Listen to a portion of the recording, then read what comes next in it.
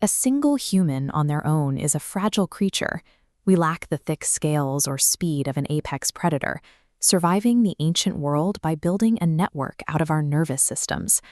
Our brains are evolutionarily wired to detect and sync with the internal states of the people around us. In close proximity, our bodies communicate. Heart rates align, breathing patterns mirror, stress levels lock into a shared defense grid. Sharing vigilance allows the body to stand down. The caloric cost of survival drops because the nervous system no longer monitors the environment alone. This biological synchronization acts as a mandatory armor. It is the baseline requirement for human safety. Over the last few decades, that baseline has been shifting across the United States as the population becomes increasingly disconnected. We are living through an epidemic of isolation. The networks that once facilitated biological syncing are dissolving into millions of individuals completely severed from any external tether. This degree of isolation creates a severe environmental vacuum, stripping away the safety signals our bodies evolved to expect. This leaves us with a critical question. What physically happens to the human animal when its evolutionary armor is gone? The body relies on co-regulation, the process of nervous systems balancing each other out to maintain internal stability. Losing that presence sends the system into shock.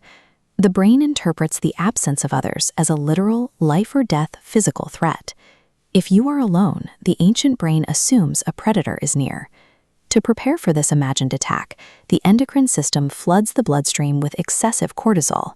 This chemical flood keeps the body in a state of high alert, causing the immediate and severe degradation of deep, restorative sleep. Inside the brain, the amygdala starts flashing constantly, frantically scanning for the danger it assumes is hunting you. This hyperactive state distorts how you see the world. The brain begins misidentifying neutral stimuli, like a stranger's resting face, as actively hostile. Without others to provide a calming signal, the brain locks the body in a false reality of constant danger. This biological distress is exacerbated by an external environment that often lacks the specific physical triggers needed for co-regulation. Car-centric sprawl and suburban layouts reduce spontaneous physical proximity, making face-to-face contact harder to achieve. Algorithmic digital spaces fill this void with a facsimile of social contact. They provide enough data to keep us occupied while leaving our biology starved for the actual presence of another nervous system. Furthermore, cultural emphasis on extreme self-reliance creates a barrier to seeking the very connection that would stabilize the body. These factors create a closed loop. Isolation triggers dysregulation, and the environment prevents the brain from finding the external signals it needs to power down. The result is a landscape where the nervous system remains stuck in a state of high alert, unable to find a way back to baseline.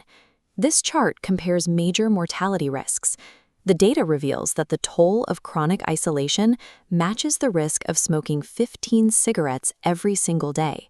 This chemical wear and tear destroys organs and arteries quietly in millions of living rooms across the country.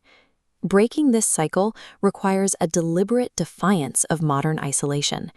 Rejuvenating a dysregulated nervous system requires shared physical presence. It takes intentional community and vulnerability to provide the signals that tell the body it is safe to stand down.